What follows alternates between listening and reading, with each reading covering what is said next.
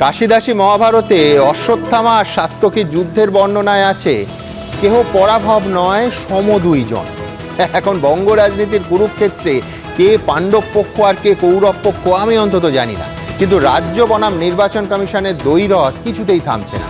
যুদ্ধের একটা ফ্রন্ট বন্ধ হলে সঙ্গে সঙ্গে আরেকটা ফ্রন্ট খুলে যাচ্ছে। সেই নিয়েই প্রথম প্রশ্ন, অভিযুক্ত অফিসারদের বিরুদ্ধে এফআইআর থেকে রোল অবজারভারদের বদলি প্রত্যাহার, পরপর নির্দেশ অমান্যের জের, রাজ্যের মুখ্য সচিবকে দিল্লিতে জরুরি তলব কমিশনের, সুপ্রিম কোর্টের নির্দেশের পরেও কেন বদলাচ্ছে না এই সংঘাতের ছবিটা। দ্বিতীয় প্রশ্ন, 5 বছর পরেও ভোটার লিস্টে বিদেশি পেলে তখন শাস্তি হবে সংশ্লিষ্ট ডিএমদের, রুজু হবে মামলা। ভার্চুয়াল বৈঠকে হুঁশিয়ারি জ্ঞানেশ কুমারের, কড়া বার্তা রাজ্যের 6 জন জেলা শাসককে। কিন্তু এরপরও কি মানুষের চাহিদা মতো একটা স্বচ্ছ ভোটার তালিকা বেরোবে এ রাজ্যে? তৃতীয় প্রশ্ন, কোর্টের নির্দেশের পরেও ইএরওদের কাজে হস্তক্ষেপ মাইক্রো অবজারভারদের, কমিশন ও সিইওকে আইনি নোটিশ তৃণমূল সাংসদ দোলা সেনের। তাহলে কি এবার কমিশনের বিরুদ্ধে আদালত অবমাননার মামলা গড়াবে সুপ্রিম কোর্ট পর্যন্ত? চতুর্থ প্রশ্ন, বকেয়া ডিএ নিয়ে মুখ্য সচিব ও অর্থ সচিবকে আদালত অবমাননার নোটিশ কর্মচারী সংগঠনের। অন্যদিকে মুখ্যমন্ত্রী আগেই জানিয়েছেন এ নিয়ে চূড়ান্ত সিদ্ধান্ত নেবে রাজ্যের কমিটি। তাহলে কি 20 বাঁ জলেই চলে গেল বকেয়া ডিএর ভবিষ্যৎ? ফের শুরু হতে চলেছে আরেকটা আইনি লড়াই। পঞ্চম প্রশ্ন, 2/3 আসন নিয়ে বাংলাদেশের কুর্সিতে বিএনপি, ছাত্রনেতা থেকে জামাত, স্বপ্ন চুরমার ভারত বিদ্বেষীদের। তবে সীমান্ত এলাকায় জামাতের শক্তি বৃদ্ধি কি ভারতের চিন্তার কারণ হতে পারে? নতুন সরকারের আমলে কি আদৌ সুরক্ষিত থাকবেন পদ্মাপাড়ের হিন্দুরা? তবে শুরুতেই দেখাবো এসআইআর ঘিরে ফের নতুন সংঘাতে নির্বাচন কমিশন এবং রাজ্য সরকার। দেখুন, ওপারে বাংলাদেশে যখন নির্বাচনের ফল নিয়ে হুলস্থুল, তখন এপারে পশ্চিমবঙ্গে ভোটের প্রস্তুতি নিয়ে টান টান লড়াই। একদিকে নির্বাচন কমিশন, আরেকদিকে তৃণমূল, দুপক্ষই করা লাগাতার পরস্পরের ওপর চাপ বাড়াচ্ছে। মুখ্য সচিবকে তলব, জেলা শাসকদের হুঁশিয়ারি, মুখ্য নির্বাচনী আধিকারিকের বিরুদ্ধে আইনি লড়াইয়ের প্রস্তুতি। এসব ঘিরে লড়াইয়ের আজ ক্রমশ বাড়ছে। শুক্রবার এই সংঘাত পৌঁছল অন্য মাত্রায়। একের পর এক নির্দেশ অমান্যের অভিযোগের প্রেক্ষিতে মুখ্য সচিব নন্দিনী চক্রবর্তীকে শটান দিল্লিতে ডেকে পাঠিয়ে তার সঙ্গে কথা বললেন মুখ্য নির্বাচন কমিশনার জ্ঞানেশ কুমার। এই ধরনের অফিসাররা পশ্চিমবঙ্গের লজ্জা। তারা যে কোড অফ কন্ডাক্ট আছে, অফিসার্সদের যে কোড অফ কন্ডাক্ট আছে, তারা ভায়োলেশন করা সত্ত্বেও বারবার করে তারা কি করে পার পায়, এটা মানুষেরও প্রশ্ন। ফলে নির্বাচন কমিশন অবশ্যই যারা ইলেকশন কমিশনের নির্দেশিকা পালন করতে অমান্য করেছেন তাদের বিরুদ্ধে কঠোরতম ব্যবস্থা নেওয়া হোক, এটা মনে হয় পশ্চিমবঙ্গের মানুষ দেখতে চায়। নির্বাচন কমিশনের মনোভাব যে কতটা কড়া তা স্পষ্ট হয়ে গেছে জেলা শাসকদের সঙ্গে মুখ্য নির্বাচন কমিশনারের ভার্চুয়াল বৈঠকে। বিভিন্ন ইস্যুতে 6 জন জেলা শাসককে কড়া হুঁশিয়ারি দিলেন মুখ্য নির্বাচন কমিশনার জ্ঞানেশ কুমার। বেসিক্যালি জেলা শাসকদের ভয় দেখানোর একটা প্রচেষ্টা চলছে, ভোটার লিস্টটাতেই কারচুপি করার চেষ্টা হচ্ছে। এবার সেই সমস্ত প্রচেষ্টাগুলো যখন ফয়েল হচ্ছে তখন হতাশার বহিঃপ্রকাশ হিসাবে এই ফ্রাস্ট্রেশন বেরোচ্ছে। ফ্রাস্ট্রেশনে কাউকে হুমকি দিচ্ছেন, কাউকে ডেকে পাঠাচ্ছেন, কাউকে ধমক দিচ্ছেন, কাউকে চোখ রাঙাচ্ছেন। কিন্তু মানুষ যখন চোখ রাঙাবেন এরা তখন কোথাও আর মুখ লুকোবার জায়গা পাবেন না। একদিকে নির্বাচন কমিশন যখন কড়া মনোভাব দেখাচ্ছে, তখন রাজ্য সরকারও কমিশনের উপর চাপ বাড়ানোর কৌশল নিয়েছে। সুপ্রিম কোর্টের নির্দেশের পরেও মাইক্রো অবজারভাররা বিভিন্ন জায়গায় দায়িত্বে রয়েছে। এই অভিযোগ তুলে এবার আদালতে যাবার প্রস্তুতি নিচ্ছেন তৃণমূল সাংসদ দোলা সেন। নির্বাচন কমিশন এবং মুখ্য নির্বাচনী আধিকারিককে নোটিশ পাঠিয়েছেন তিনি। এটাকে বাংলায় বলে গোলক ধাঁধা। এ রাজ্যের মানুষকে, এ দেশের মানুষকে, ভোটারদেরকে, যারা সরকার নির্বাচন করে তাদেরকে একটা যন্ত্রণাবিদ্ধ অবস্থায় ফেলে দেওয়া হয়েছে। এটা নির্যাতন কমিশন হয়েছে, আমরা প্রথমেই বলেছি, এবং এই টার্গেট করে নিয়ে তারপরে ছাঁটাই করা, এটা অধিকার কেড়ে নেওয়া সামিল। এই জন্য আমরা তার বিরোধিতা করছি। শনিবারই এসআইআর এর শুনানি শেষ। 28শে ফেব্রুয়ারি প্রকাশিত হবে চূড়ান্ত ভোটার তালিকা। কিন্তু তার মধ্যেই কমিশন ও সরকারের লড়াইয়ের অন্ত নেই। রুমা পাল, উজ্জ্বল মুখোপাধ্যায় ও আশাবুল হোসেনের রিপোর্ট, এবিপি আনন্দ। দেখুন, মহাভারত দিয়ে শুরু করলাম, মহাভারতে গদাযুদ্ধের আগে ভীমকে চ্যালেঞ্জ করে দুর্যোধন বলছেন, কুন্তিপুত্র, শরৎকালীন মেঘের ন্যায় বৃথা গর্জন করো না, তোমার যত শক্তি আছে তা যুদ্ধে দেখাও। এখন বিধানসভা ভোটের আসরে রাজনৈতিক দলগুলোর মধ্যে যুদ্ধ হবে, এটাই তো স্বাভাবিক। কিন্তু 26শে ভোটের আগে দুবেলা যে লড়াইটা হচ্ছে সেটা কার্যত দাঁড়িয়ে যাচ্ছে একটা নির্বাচিত সরকার এবং একটা সাংবিধানিক সংস্থার মধ্যে। একদিকে কেন বারবার নির্দেশ অমান্য করা হয়েছে সেটা জানতে খোদ রাজ্যের মুখ্য সচিবকে দিল্লিতে ডেকে পাঠালো নির্বাচন কমিশন। সেই একই দিনে স্বয়ং জ্ঞানেশ কুমার কড়া বার্তা দিচ্ছেন ৬ জেলা শাসককে। আর অন্যদিকে মাইক্রো অবজারভারদের নিয়ে সিইওর বিরুদ্ধে আদালত অবমাননার মামলা করে কোর্টে যাওয়ার প্রস্তুতি নিচ্ছেন তৃণমূলের সাংসদ। গতকাল এবিপি আনন্দকে দেয়া একান্ত সাক্ষাৎকারে জ্ঞানেশ কুমারের সঙ্গে সেই বৈঠকে দিল্লিতে ঠিক কী হয়েছিল তা নিয়ে মুখ্যমন্ত্রী কী বলেছেন কিছুক্ষণের মধ্যেই এই অনুষ্ঠানে আপনাদের দেখাবো। আমার প্রথম বক্তা বিশ্বনাথ চক্রবর্তীর কাছে আমার প্রশ্ন থাকবে, প্রথমে রাজ্যের স্বরাষ্ট্র সচিবকে অন্য রাজ্যের অবজারভার করার জন্য ট্রেনিংয়ে দিল্লিতে ডেকে পাঠানো, এবার মুখ্য সচিবকে জরুরি তলব রাজ্যের তরফে পরপর নির্দেশ অমান্য করার জন্য। এখনও তো বিশ্বনাথদা ভোটের দিনক্ষণ ঘোষণা হয়নি, কোন দিকে এগোচ্ছে এই সংঘাত? দেখুন, মানে শেষ পর্যন্ত তো সব কিছু আতখাছড়া অবস্থায় শেষ হবে, এটা এখনই ভবিষ্যৎবাণী করে দেওয়া যায়। প্রথম দিনই আপনাকে বলেছিলাম যে বিশুদ্ধ ভোটার তালিকা আর কোথাও হোক পশ্চিমবাংলায় হবে না। তার কারণ পশ্চিমবাংলায় শাসক বিরোধী কার্যত এসআইআরটাকে গুলিয়ে দিতে চাইছে, আর অপদার্থ ইলেকশন কমিশনের চূড়ান্ত ব্যর্থতা বারবার ফুটে উঠছিল তার আদেশে, পরিকল্পনায়। ফলে আমাদের যা হওয়ার তাই হবে, আমাদের ভাগ্য যা আছে তাই হবে। আমরা চাইলেই কি একটা বিশুদ্ধ ভোটার তালিকা পাবো? এটা হয় নাকি? আর পশ্চিমবাংলায় থাকবো আর বিশুদ্ধ ভোটার তালিকা, বিশুদ্ধ প্রশাসন, এগুলো আশা করাটাই আমি মনে করি অন্যায়। দেখুন, বারবার বছরকে মানে বেশ প্রথম থেকে আমি বলে আসছি যে এই এসআইআরটা তৃণমূল কংগ্রেস যেমন তীব্র বিরোধিতা করছে, রাজ্যের সরকারের তীব্র অসহযোগিতা আছে, আবার একই সাথে Gyanesh Kumar playing to gallery করছেন। Gyanesh Kumar playing to gallery করছেন, কখনোই তিনি মানে কামড় দেব বলছেন কিন্তু কামড়াচ্ছেন না। বারবার আমরা দেখছি যে একটার পর একটা তার অর্ডারকে ভায়োলেট করছে, তার অর্ডারকে ডিফাই করছে রাজ্য প্রশাসন, তিনি কিন্তু কোনো কঠোর ব্যবস্থা নিচ্ছেন না, না আদালতে যাচ্ছেন। খবরের কাগজ আজকে বলছেন 6 জন ডিএমকে ধমকে চমকে বলছেন যে খবরের কাগজ আপলোড হয়ে যাচ্ছে, তা মানে সেটাকে ডকুমেন্টেশন ভাবছেন আপনারা? পাঠ অযোগ্য, মানে রিডেবল নয় এমন বিষয়কে আপনারা মানে আপগ্রেড করে দিচ্ছেন, আপলোড করে দিচ্ছেন। জন্মের আগে দেওয়া জন্ম সার্টিফিকেট কি করে আপলোড হচ্ছে? গতকালই আপনারা ব্রেক করেছেন। 6 জন ছেলে, প্রত্যেকটা ছেলের 1 জানুয়ারি জন্ম, অদ্ভুত ধরনের সব ডকুমেন্টেশন হয়েছে। এবং সব তো এগুলো রাজ্য প্রশাসনের ডিএম এর নেতৃত্বে এআরও, অ্যাসিস্ট্যান্ট এআরও মানে মহকুমা শাসক আর বিডিওরা করেছেন। মমতা বন্দ্যোপাধ্যায় বলেছিলেন না, বিডিওরা আমার, এই মানে প্রশাসনের লোকরা আমার, ভোটের আগেও আমার, পরেও আমার, সেটা প্রমাণ প্রতিনিয়ত করেছেন। 6800 বুথে একজনও মৃত ভোটার পাওয়া যায়নি, ইলেকশন কমিশন নিশ্চুপ ছিলেন। অন্তত এটা আমি অবাক হয়ে যাই যে একজন ব্যক্তির নাম কি করে 50টা ফর্ম ফিল আপে ব্যবহার করা হলো, এরকম অসংখ্য উদাহরণ আছে। তারপরেও ডিএমরা কি করে চুপ ছিলেন? এবং আপনি জ্ঞানেশ কুমার ডিএমদেরকে কি করে এতদিন ধমকে না চমকে আজকে কেন হঠাৎ করে চমকালেন? আমি খুব পরিষ্কার করে বলছি সুমনদা, আজকে জ্ঞানেশ কুমার যেটা করেছে সেটা প্লেইং টু গ্যালারি। এই শাস্তি আপনাকে অনেক আগে দিতে হতো। একটা সাধারণ অধ্যাপক যদি বুঝতে পারে যে প্রশাসনটাকে কাজে লাগিয়ে তৃণমূল কংগ্রেস যেভাবে মানে এসআইআর এর ফর্ম ফিল আপ করেছে, 50টা মানে ব্লক নির্দিষ্ট করে বলা যায় যেখানে কার্যত লুট হয়েছে, একটা সাধারণ গ্রামের অধ্যাপক বুঝতে পারে, আপনি জ্ঞানেশ কুমার ইলেকশন কমিশনের সর্বোচ্চ পর্যায়ে বুঝতে পারেননি? এটা আমায় বলতে হবে। আপনি শেষ বেলায় যে কালকে শুনানির শেষ দিন, আজকে আপনি কি বার্তা দিতে চাইছেন? মরার আগে হরির নাম গাওয়া, মরার আগে হরির নাম গাওয়া। এবং একই সাথে আপনাকে এই কথাটা বলতে চাই, যখন 4 জন আধিকারিকের বিরুদ্ধে আপনি শাস্তির ব্যবস্থার কথা বলেছিলেন, শাস্তি যখন রাজ্য সরকার দিতে রাজি ছিল না, আপনি কি ব্যবস্থা নিয়েছিলেন? কোর্টে গিয়েছিলেন, কোর্টে গিয়ে কি ব্যবস্থা নিয়েছিলেন?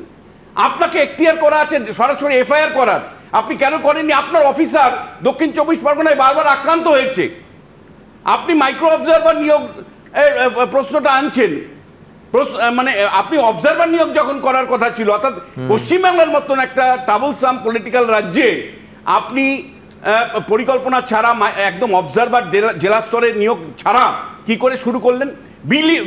যে বিএলওদের চাপে পড়ে কাজ করতে হয়েছে, আজকে এই অসঙ্গতির পেছনে তাদের চাপ আছে, তার পেছনে কাজের চাপ আছে, রাজনৈতিক চাপ আছে।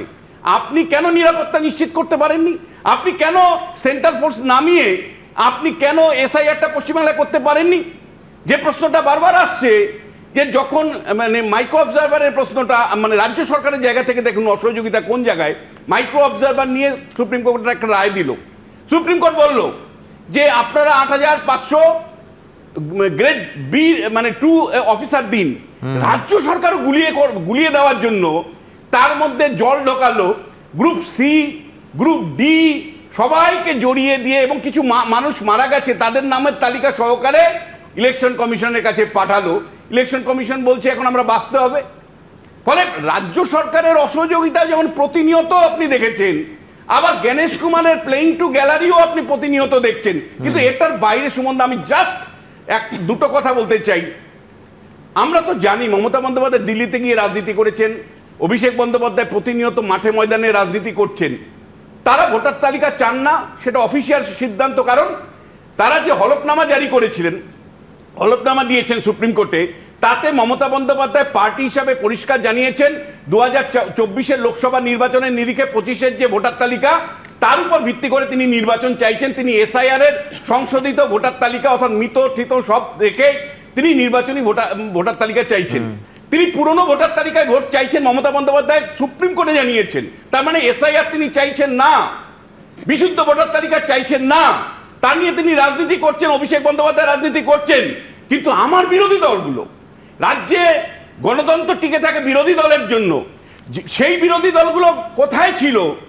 যে বিরোধী দল দেশের বৃহত্তম পার্টি বলে, পৃথিবীর বৃহত্তম পার্টি বলে, যখন 6800 বুথের মৃত ভোটার একজনও পাওয়া যায়নি, তখন তো আপনারা কখনো রাস্তায় থাকেননি। আপনারা 3টের সময় সাংবাদিক সম্মেলন করেছেন, আপনারা স্টুডিওতে কথা বলেছেন, সংবাদ মাধ্যমে কথা বলেছেন। কেন শুভেন্দু অধিকারী সমেত শ্রমিক ভট্টাচার্য বা বিজেপির নেতৃত্ব, আপনাদের তো আমি রাস্তায় রাজনীতি করতে, রাস্তায় কখনো দেখিনি আন্দোলন করতে। যখন জন্মের আগেই বার্থ সার্টিফিকেট দেওয়া হয়, তাকে কেন্দ্র করে আপনারা প্রশাসনের যে অবস্থান, রাজ্য প্রশাসনের যে অসহযোগিতা, তা নিয়ে তো কোনো মিটিং মিছিল করেননি, প্রতিবাদ আন্দোলন করেননি। রাস্তার আন্দোলন মমতা বন্দ্যোপাধ্যায় অভিষেক বন্দ্যোপাধ্যায় করলে তার প্রত্যুত্তর তো আপনারা দেননি। ফলে আমরা এমন একটা বিরোধী রাজনৈতিক দল পশ্চিমবাংলায় পেয়েছি সুমনদা, যারা রাস্তার রাজনীতিকে অপছন্দ করেন, যারা মনে করেন টেলিভিশনে মুখ দেখিয়ে অথবা বিকেলবেলা 3টের সময় সাংবাদিক সম্মেলন করাটাই যথেষ্ট। ফলে এ রাজ্যে শাসক যেমন বিশুদ্ধ ভোটার তালিকা চায়নি, তেমনি বিরোধী রাজনৈতিক দলের রাজনীতি এবং তাদের ভূমিকাও বিশুদ্ধ রাজনীতির বিপক্ষে গেছে। আর একই সাথে গণেশ কুমার, যিনি এই পুরো এক্সারসাইজের নেতৃত্ব দেওয়ার কথা, তিনি প্রতিনিয়ত প্লেইং টু গ্যালারি করেছেন। ধন্যবাদ বিশ্বনাথ চক্রবর্তী। দেখুন, গণেশ কুমারকে প্লেইং টু দ্য গ্যালারি বলছেন বিশ্বনাথ চক্রবর্তী। আমার শুধু মনে হচ্ছিল যে দেশের প্রথম প্রধানমন্ত্রী জওহরলাল নেহেরুকে এক বঙ্গ সন্তান সুকুমার সেন তিনি স্পষ্ট বলেছিলেন যে আমার এই নির্দিষ্ট সময় লাগবে, তার আগে নেহেরু চাপ দিয়েছেন, নেহেরু ইচ্ছে প্রকাশ করেছেন, তার বিরুদ্ধে গিয়ে বলেছেন যে তার আগে ভোট করা আমার পক্ষে সম্ভব নয়। এই শিরদাঁড়ার জোর দেখিয়েছিলেন এক বঙ্গ সন্তান। গুজরাট দাঙ্গার সময় ভোট নির্ধারিত সময় করতে চাননি লিন্ডো। আমি বলছি এরাও কিন্তু মুখ্য নির্বাচনী কমিশনারই ছিলেন এবং এর রাজনীতির অংশ আমার রাজনৈতিক দলের প্রতিনিধিরা আছে, তারা নিঃসন্দেহে উত্তর দেবেন। তার আগে দেখাবো আজকে রাজ্য সরকারের সর্বোচ্চ প্রশাসনিক পদ মুখ্য সচিব, জরুরি তলব করে দিল্লিতে তাকে ডেকে পাঠানো হলো। দেখুন,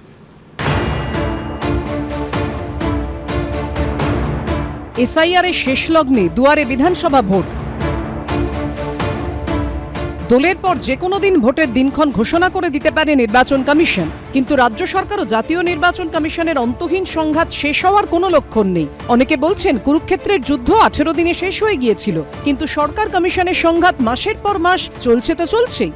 রাজ্য সরকার ইলেকশন কমিশনের সাথে সহযোগিতা তো দূরের কথা, অসহযোগিতা করছে।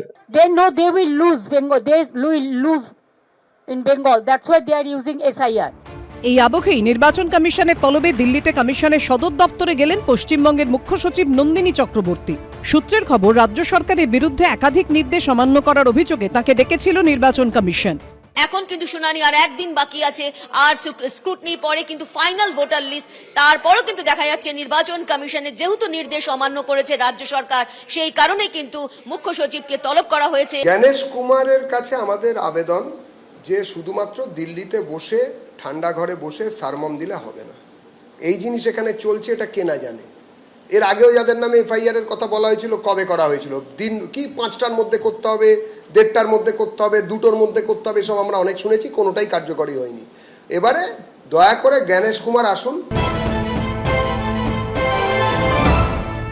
বেআইনিভাবে ভোটার তালিকায় নাম তোলার অভিযোগে দক্ষিণ 24 পরগনার বারুইপুর ও ময়নার 2 জন করে ইআরও, এইআরও এবং একজন ডেটা এন্ট্রি অপারেটর, মোট 5 জনের বিরুদ্ধে এফআইআর দায়েরের নির্দেশ দিয়ে মুখ্য সচিবকে চিঠি দিয়েছিল নির্বাচন কমিশন।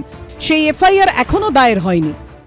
প্রতিদিন হাইকোর্টে, নয় সুপ্রিম কোর্টে, নয় তোমার গিয়ে ইলেকশন কমিশনে এগুলো তলব তো চলছে, কিন্তু এই অধিকার ইলেকশন কমিশন কি করে পেল?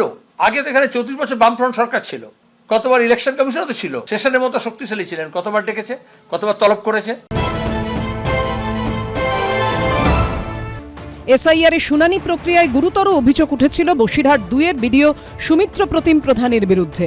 অভিযোগ, বসিরহাট উত্তরের এইআরও হওয়ার সুবাদে নির্বাচন কমিশনকে না জানিয়েই স্বতঃপ্রণোদিতভাবে 11 জন কর্মকর্তা নিয়োগ করেছিলেন, যা নিয়ম বিরুদ্ধ। তাকে সাসপেন্ড করে বিভাগীয় তদন্ত শুরুর নির্দেশ দিয়েছিল কমিশন, কিন্তু তা করা হয়নি। ইলেকটোরাল রোল অবজারভার হিসেবে নাম ঘোষণার পরেও অশ্বিনী কুমার যাদব, শ্রীরন্ধীর কুমার এবং স্মিতা পাণ্ডের বদলির নির্দেশ দেয়া হয়, কিন্তু সেই বদলি বাতিলের নির্দেশ দেয় নির্বাচন কমিশন, কিন্তু তা করা হয়নি। এরকমই নানা বিষয়ে 9ই ফেব্রুয়ারি মুখ্য সচিবের থেকে উত্তর চেয়েছিল নির্বাচন কমিশন। এরই মধ্যে কমিশনের তলবে দিল্লিতে হাজির হলেন মুখ্য সচিব। রুমা পাল ও প্রদ্যোৎ সরকারের রিপোর্ট, এবিপি আনন্দ। দেখুন, আবার বলছি, মুখ্য সচিব মানেই রাজ্য সরকার। নির্বাচন কমিশনের দাবি, পশ্চিমবঙ্গ সরকারের তরফে নির্বাচন কমিশনের পাঠানো একের পর এক নির্দেশ মানাই হচ্ছে না। আমার পরবর্তী বক্তা পেশায় আইনজীবী বলেই বৈশ্বনাথ চট্টোপাধ্যায়ের কাছে প্রশ্ন থাকবে যে আইনত সরকারের কাছে নির্বাচন কমিশনের নির্দেশ না মানার কোনো অপশান আছে নাকি? ভারতীয় সংবিধান নির্বাচন কমিশনকে যে বিপুল ক্ষমতা দিয়েছে, সুপ্রিম কোর্টের ভাষায় ওশান অফ পাওয়ার, তাতে নির্বাচন কমিশনের নির্বাচন ঘোষণার আগেও কমিশন আর কমিশনের কাজের সঙ্গে যুক্ত অফিসারদের বিরুদ্ধে ব্যবস্থা নিতে পারে, এবং সেই নির্দেশ পালন করতে রাজ্য কার্যত বাধ্য। এটা কি বৈশ্বনাথদা মানবেন? আমি প্রথমে বলবো, আপনি শুরু করার সময় মহাভারতের কথা বলেছেন। মহাভারতে যখন দুর্যোধন যুদ্ধের সময় গেছিল গদা যুদ্ধ করতে, তখন তিনি তার মার কাছে গেছিলেন, গান্ধারী কালো কাপড় বেঁধে রাখতেন। তিনি চোখ খুলে তার নিজের সন্তানকেও বলেছিল, যেখানে সত্য সেখানে জয় হবে। আমি একটা কথা বলছি, আমরা সুপ্রিম কোর্টে দাঁড়িয়ে আমাদের মমতা বন্দ্যোপাধ্যায় সুপ্রিম কোর্টের সামনে যে কথাগুলো বলেছেন, পরবর্তীকালে সুপ্রিম কোর্টের রায়েতে সেটা ফোকাসড হয়েছে, তার কোনটা মিথ্যে ছিল? এই রাজ্যের অসুস্থ বৃদ্ধ মানুষকে নাকে অক্সিজেনের নল ঢুকিয়ে স্ট্রেচারে করে অ্যাম্বুলেন্সে করে তাকে হিয়ারিং সেন্টারে যেতে হয়েছে। হিয়ারিং সেন্টারে যেতে গিয়ে একজন মানুষ, তার স্ত্রী সন্তানকে তার মৃত্যু হয়েছে, তারপরে মর্গে তার বাচ্চা এবং বউকে রেখে হিয়ারিং সেন্টারে গিয়ে তাকে হিয়ারিং অ্যাটেন্ড করতে হয়েছে। আপনারা দেখেছেন যে চূড়ান্ত ভোগান্তির মধ্যে 1,36,00,000 লোককে লজিক্যাল ডিসক্রিপেন্সির নাম করে তাদেরকে লাইনে দাঁড় করিয়েছে। এর আগে নোটবন্দিতে যে করেছিল, এখন ভোটবন্দি করেছে।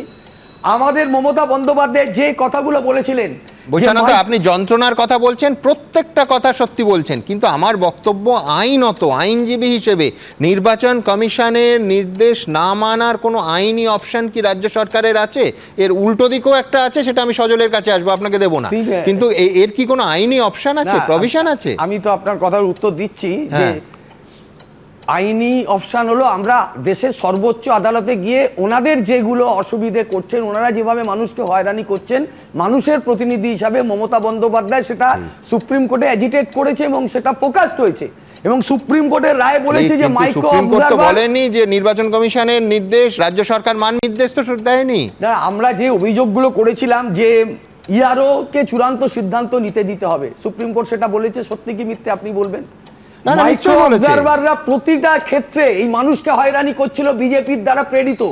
আর এই যে এসআইআর এর নামে বিজেপি নির্বাচন কমিশনকে ব্যবহার করছে, এটা পার্লামেন্টের ভেতরে পার্লামেন্টের বাইরে বিজেপি বিরোধী সমস্ত রাজনৈতিক দল জোটবদ্ধভাবে কথা বলেছিল। এই রাজ্যে এসে তো আলাদা হয়ে যেতে পারে না সেই কথাটা। দিল্লিতে একটা কথা বলবো, কলকাতায় একটা কথা বলবো, এটা তো হতে পারে না।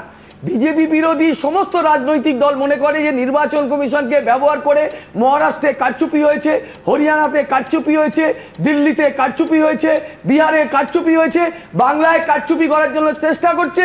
কিন্তু বাংলায় মমতা ব্যানার্জি, অভিষেক ব্যানার্জি আছে বলে প্রতিটা ক্ষেত্রে এটার বিরুদ্ধে আমরা আইনি লড়াই করছি এবং আমাদের এই আইনি লড়াইকে দিল্লি সুপ্রিম কোর্ট, দেশের সর্বোচ্চ আদালত একে স্বীকৃতি দিয়েছে, তার রায়তে সত্ত্বে সত্ত্বে সেটা প্রতিফলিত হয়েছে। এটাকে যতই বিভ্রান্ত যারাই করুক, কিন্তু এটা বিভ্রান্ত করতে পারবে না যে সুপ্রিম কোর্ট মানুষের এটাও কথা বলেছে এসআইআর হবে, এই বিষয়ে কোনো বাধা বরদাস্ত করা হবে না, এটাও সুপ্রিম কোর্ট আমরা বলেছে। তো বারবার পাশাপাশি বলেছি 2-3 বছরের কাজটা 2-3 মাসে করা যায় না।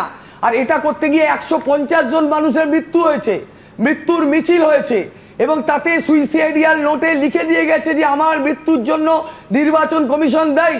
অ্যাবেটমেন্ট অফ কমিটিং সুইসাইডের ডাইরেক্ট অ্যালিগেশন নির্বাচন কমিশনের বিরুদ্ধে আছে। এটা ক্রিমিনাল অ্যাক্টে আছে যে যে আত্মহত্যা করবে, সে তাকে যদি কেউ প্ররোচিত করে থাকে তাহলে তাকে সেই মামলায় তাকে আসামি করা হবে। দাদা সব হলো, কিন্তু আমি বলছি শুনানি শেষের পথে, আর চূড়ান্ত ভোটার তালিকা 28 তারিখ বেরোবে, তো থামেনি তো, প্রক্রিয়াটা চলেছে। প্রক্রিয়া চলেছে, কিন্তু এই প্রক্রিয়ায় করতে গিয়ে সাধারণ মানুষ বাংলার হয়রানি হয়েছে, 150 জনের মৃত্যু হয়েছে। অক্সিজেনে আমি বারবার বলছি যেভাবে করা হয়েছে 2-3 বছরের কাজটা 2-3 মাসে, তাদের সাধারণ মানুষ অত্যন্তভাবে চূড়ান্ত ভোগান্তি হয়েছে। এ কথা কেউ অস্বীকার করতে পারবে না, বিজেপি একমাত্র অস্বীকার করবে, কারণ বিজেপির শাখা সংগঠনও নির্বাচন কমিশন। বেশ, একই সাথে অন্য রাজ্যগুলোতেও তো এসআইআর হয়েছে। আপনি আমায় বলুন, পশ্চিমবাংলার মতন অরাজক পরিস্থিতি, অসহযোগিতা, রাজনৈতিক বিতন্দা আর কোন রাজ্যে হয়েছে? কোন রাজ্যে হয়েছে? পশ্চিমবাংলা মানে ভারতবর্ষের সমস্ত রাজ্য চলবে একরকম কনস্টিটিউশনাল অবস্থানে, আর পশ্চিমবাংলা সব তার রাজনীতির জন্য চলবে আরেক রকম। দ্বিতীয় যে বিষয়টা, মাইক্রো অবজারভারের রোলটা কি ছিল? মাইক্রো অবজারভারের কিন্তু তখন ডিসিশন মেকিংয়ে ছিল না। মাইক্রো অবজারভারের ভূমিকাটা ছিল যে যদি কাগজগুলো আপলোড হতো, যদি কোনো খামতি থাকতো, তাহলে সেটা মানে ইআরও কাছে পাঠিয়ে দিতেন, আর কোনো কমেন্ট নাই সেখানেও। আবার যেটা মানে সবগুলো ঠিকঠাক থাকতো, সেগুলো রোল অবজারভারের কাছে পাঠিয়ে দিতেন, তার কিন্তু হ্যাঁ না কিছু বলার অধিকার ছিল না। দ্বিতীয় প্রশ্নটা যেটা, মাইক্রো অবজারভার নিয়ে আপনাদের এত পক্ষপাতর অবশ্যই হওয়া উচিত আপনার রাজনৈতিক দল হিসাবে, তাহলে আপনি একটা বিশুদ্ধ ইলেকশন মানে সুপ্রিম কোর্টের নির্দেশ মতন 8500 জনের যে তালিকা দিয়েছেন, এটা জল মিশিয়েছেন কেন? এই কাজটা করছেন না, হাতে কলমে আমরা এই কাজটা করছি, কারণ আমি বিএলও 1 হিসাবে 9টা বিধানসভায় চালিয়ে আছি। আপনার কোনো প্র্যাকটিক্যাল এক্সপেরিয়েন্স কেন দিয়েছেন? প্র্যাকটিক্যাল এক্সপেরিয়েন্সটা আমাদের আছে। আপনার কোনো জায়গায় হতাশা আছে, আপনি তাই তৃণমূল কংগ্রেসকে কাট ধরা দাঁড় করাচ্ছেন। আপনার কোনো হতাশা আছে, আপনার প্রেডিকশন মেনে না, তাই আপনি না না আপনার কোনো মিথ্যে কথা। আমি প্র্যাকটিক্যালি করছি না এই কাজটা, এটা না মাইক্রো বৈধ ভোটারদের নাম কাটতে হচ্ছে, বৈধ ভোটারদের কাটতে নাম কাটতে হচ্ছে। আপনি জানেন না, আপনি জানেন না, আমি হাতে কলমে করছি বলে আপনার থেকে এই সাবজেক্টটা বেশি আপনি শুধু টিভি বেসে কেন হবে না? আপনি বৈধ ভোটার কাটতে ধরুন না, আপনি বৈধ ভোটার কাটতে পারবেন না। মাইক্রো অবজারভারদের এত কথা হচ্ছে, আমি দ্রুত একবার যে এ রাজ্যে সিইওর বিরুদ্ধে সুপ্রিম কোর্টে যাওয়ার প্রস্তুতি নিচ্ছেন তৃণমূল সাংসদ। পরের প্রতিবেদন। নির্বাচন কমিশনের তরফে মাইক্রো অবজারভার নিয়োগ নিয়ে প্রথম থেকেই তীব্র আপত্তি। মাইক্রো অবজারভারদের ভূমিকা নিয়ে চূড়ান্ত ক্ষোভ। দীর্ঘ টানাপোড়েনের পর শেষমেশ সুপ্রিম কোর্টেও এই নিয়ে অভিযোগ জানান খোদ মমতা বন্দ্যোপাধ্যায়। আর মাইক্রো অবজারভার নিয়ে সুপ্রিম কোর্টের নির্দেশের পরও তা মানা হচ্ছে না বলে এবার অভিযোগ করলেন তৃণমূল সাংসদ দোলা সেন। ইচ্ছাকৃতভাবেই 9 ফেব্রুয়ারি সুপ্রিম কোর্টের নির্দেশের অবমাননা করা হচ্ছে বলে অভিযোগ তুলে নির্বাচন কমিশনের বিরুদ্ধে সুপ্রিম কোর্টের দ্বারস্থ হলেন তিনি। সোমবার এসআইআর মামলায় সুপ্রিম কোর্ট রায় জানিয়েছিল চূড়ান্ত সিদ্ধান্ত নেবেন ইআরও রায়। কিন্তু তৃণমূল সাংসদ দোলা সেনের তরফে নির্বাচন কমিশনের বিরুদ্ধে আদালত অবমাননার অভিযোগ করে বলা হয়েছে, রায়ে বলা হয়েছিল মাইক্রো অবজারভাররা ইআরও ও এইআরওদেরকে শুধুমাত্র সাহায্য করতে পারবেন, কিন্তু তারা ইআরও ও এইআরওদের চূড়ান্ত সিদ্ধান্তে হস্তক্ষেপ করছেন। ইসিআই নেট পোর্টাল এখনো অপারেট করে চলেছেন মাইক্রো অবজারভাররা। ইআরও চূড়ান্ত সিদ্ধান্ত নেবার পরও সুপ্রিম কোর্টের রায়ের অবমাননা করে 11 ফেব্রুয়ারি পর্যন্ত 7 লক্ষের বেশি ভোটারের তথ্য রিভিউ করেছেন মাইক্রো অবজারভাররা। কার নাম বাদ যাবে কার নাম বাদ যাবে না সেটা নির্বাচন কমিশন ঠিক করবেন, অবশ্যই সেটা সংবিধান মেনে, ভারতবর্ষের আইন মেনে। যদি কোনো রকম অসুবিধা হয় তাহলে সরাসরি, কারুর অসুবিধা হলে তার জন্য কোর্টের দরজা খোলা আছে, চলে যাবেন। এখন তো নতুন আইনজীবী পেয়ে গেছে তৃণমূল কংগ্রেস। মাইক্রো অবজারভারদের নিয়ে এখন কানে কানে অভিযোগ করে আদালতের কাছে আবেদন জানানো হয়েছে। ইআরও এইআরওদের চূড়ান্ত সিদ্ধান্ত নেবার ক্ষমতা দেওয়ার পর কোনো মাইক্রো অবজারভার যেন রিভিউ, ডিলিশন এবং সংশোধন করতে না পারেন। সংশ্লিষ্ট সমস্ত আধিকারিককে নোটিশ দিয়ে জানিয়ে দেওয়া হোক যে ইআরওই একমাত্র অথরিটি। এরই সঙ্গে এই পিটিশনে আবেদন জানানো হয়েছে যাতে ইসিআই নেট পোর্টালের তথ্যে ইআরওদের দেওয়া চূড়ান্ত তথ্যই প্রতিফলিত হয়। সুপ্রিম কোর্টের রায় তাদের নখদন্তহীন করেছে, তো এই সুপ্রিম কোর্টকে অবমাননা করে মাইক্রো অবজারভারদের হাতে, মানে তাদের নখদাত যে কেড়ে নিয়েছিল সুপ্রিম কোর্ট, তাদের আবার মানে এম্পাওয়ার করতে চাইছেন। আদালত অবমাননার জন্য রাজ্যকে সুপ্রিম কোর্টের দ্বারস্থ হতেই হবে, অন্য কোনো উপায় নেই। গত বুধবার সুপ্রিম কোর্টে সশরীরে উপস্থিত থেকে মাইক্রো অবজারভার নিয়োগ নিয়ে আপত্তি তুলেছিলেন মমতা বন্দ্যোপাধ্যায়। তার অভিযোগ ছিল শুধু ৮৩০০ মাইক্রো অবজারভার এবং বিজেপি শাসিত রাজ্য থেকে রোল অবজারভার নিয়োগ করেছে, যাতে নির্বাচন কমিশনের অফিসে বসে এআই দিয়ে মাইক্রো অবজারভাররা সব নাম ডিলিট করতে পারে। এরপরেই মাইক্রো অবজারভার নিয়ে বড় নির্দেশ দেয় সুপ্রিম কোর্ট। কিন্তু তারপরেও একে অপরের ফাঁকফোকর খুঁজে চলেছে এবং আইনি লড়াই চালাচ্ছে। আশাবুল হোসেন ও ব্রতদীপ ভট্টাচার্যের রিপোর্ট, এবিপি আনন্দ। দেখুন, ঠিক উল্টো দিকের প্রশ্ন নিয়ে আমি সজলের কাছে আসব। যে ভোট ঘোষণার আগে, মানে নির্বাচনী আচরণবিধি লাগু হওয়ার আগে পর্যন্ত জাতীয় নির্বাচন কমিশন কি নখদন্তহীন বাঘ? এই প্রশ্ন অবধারিতভাবে উঠবে, তার কারণ এর আগে তৎকালীন মুখ্য সচিব মনোজ পন্তকে নির্বাচন কমিশন দিল্লিতে ডেকে পাঠিয়েছিল, যখন কমিশনের নির্দেশ ছিল 4 সরকারি কর্মীর বিরুদ্ধে এফআইআর করার। রাজ্য সরকার সেই নির্দেশ পালন করেনি, কিন্তু তারপর কি হলো? আচ্ছা, এমন কি যেটা আইনত কমিশনের এখতিয়ারভুক্ত ছিল, নির্বাচন কমিশন চাইলেই অনায়াসে করতে পারত, সেটা হলো সরাসরি এফআইআর করা। সেটাও কিন্তু জাতীয় নির্বাচন কমিশন করেনি। তাহলে কমিশন কি সত্যি নখদন্তহীন বাঘ? এই প্রশ্ন তো অবধারিতভাবে উঠবে সজল। সুমনদা, দেখুন, আমি তো আর এখানে বিশ্বনাথ দ্বারা 50-50 খেলতে পারেন, সময় দেখে নেন 4 মিনিটের, 2 মিনিটের দিকে, 2 মিনিট ওদিকে। আমাদের তো সেটা সেই মানসিকতায় আসি না। আমি বাংলার, তুমি তো দলের প্রতিনিধি, তুমি আর 50 কাকে দেবে? তো বাংলার, আমরা 100% বাংলার মানুষের কথা বলতে এসেছি। আমি আপনার কথা যেটা বলছেন, আমি না সেটাও নিজেও মনে মনে ভাবি যে আজকে যেটা খারাপ লাগলো যে প্লেয়িং টু দ্য গ্যালারি করছেন, এটা বলছেন গণেশ কুমার। কিন্তু আমার বক্তব্য হচ্ছে গণেশ কুমার যে পদক্ষেপগুলো আজ নিচ্ছেন, সেটা যদি আজ থেকে আরো কিছুদিন আগে নিতেন, তাহলে আজকের যে দিনটা, এই যে এরা বলছে নাকে নল দিয়ে বাবাকে মর্গে রেখে এসে, মানে পুরো সিনেমা স্ক্রিপ্ট, হ্যাঁ, তো সেই সিনেমার স্ক্রিপ্টটা এরা কিন্তু এখানে আজকে উপস্থাপন করার সুযোগ পেত না। দেখুন, আপনারা নিজেরাও বলছেন যে বিএলওদের দিয়ে, তাহলে কি বলবে? এই তোমার কথা অনুযায়ী তৃণমূলের নাটকে যদিও মানুষের সাফারিংটা একেবারে বাস্তব সত্য, কিন্তু আমি বলছি তৃণমূলের চিত্রনাট্যে গণেশ কুমারও শামিল। না, এই আমি যেটা বলতে চাই, যে সেটা আমি আসছি একটু বলতে দিলে, সেটা হচ্ছে যে এই যে ঘটনাগুলো উনি আজ করছেন, এগুলো যদি একটু আগে করতেন, মানে যদি আজ থেকে 1 মাস আগে করতেন, তাহলে নাইদার মানুষকেই সাফার করতে হতো না, তৃণমূল এই কাজগুলো করতে পারত। এবার প্রশ্ন হচ্ছে তাহলে উনি আগে করলেন না কেন? আপনার দেখুন, এরা সরকারের, এই রাজ্য সরকারের মতন নয় যে যা মনে আসবে সেটাই আইন, সেরকম না। তারা কিছু নির্দিষ্ট প্রোটোকল, তারা সিস্টেম মেনে চলে। আপনাকে প্রথমে চিঠি দেওয়া হবে, 1টা চিঠি, 2টো চিঠি, যে আপনি লোক দিন, আপনি যখন লোক দেবেন না তখন সে দ্বিতীয় কথা ভাবে। এতে করে সময় নষ্ট হয়েছে, কিন্তু তারা প্রোটোকলের বাইরে যায়নি। আপনাকে কতগুলো জিনিস দেখতে হবে, যে যেমন ধরুন যে প্রথম দিক থেকে যদি তারা এই কিন্তু কোন প্রোটোকলে আজকে যদি মমতা বন্দ্যোপাধ্যায় সুপ্রিম কোর্টে গেলেন, আমি তোমায় বাড়তি সময় দেবো, ঘটনা প্রবাহটা দেখো, তিনি তার আর্গুমেন্ট দিচ্ছেন, তখন ইসির লয়ার বললেন যে আপনি তো 8,000 গ্রুপ বি অফিসার আমায় দেননি। আমি বলছি তার আগে, তার মানে তর্কের খাতিরে আমি যদি ধরে নিতাম যে মমতা বন্দ্যোপাধ্যায় সুপ্রিম কোর্টে গেলেন না, কোনোদিন কোর্টে ইসির লয়ার এই খামতিটা বলতেন না, এখনো দেননি। সুতরাং আমি দেখাবো আলাদা প্রতিবেদন, কিন্তু পুরোটা তো আফটার থট। 8,500-এর কথা তো কেউ জানতেই পারতো না। আপনাকে বলছি 8,500-এর কথা কেউ জানতে পারতো না, সরকারের সব কথা জানার কথাও নয়, কিন্তু সরকার যে মানে কমিশনের সব কথা পাবলিকের জানার কথাও না, কিন্তু কমিশন যে তাকে জানিয়েছে যে 8,505 জন লোক দিতে হবে, এটাও তো মিথ্যে নয়। আজকে কোর্টের গেছে বলে, আপনারা লাইভ দেখেছি বলে আমরা বিষয়টা জানতে পেরেছি, কিন্তু এমনটা নয় যে নির্বাচন কমিশন তার থেকে লোক চাইনি, তার থেকে লোক চেয়েছে।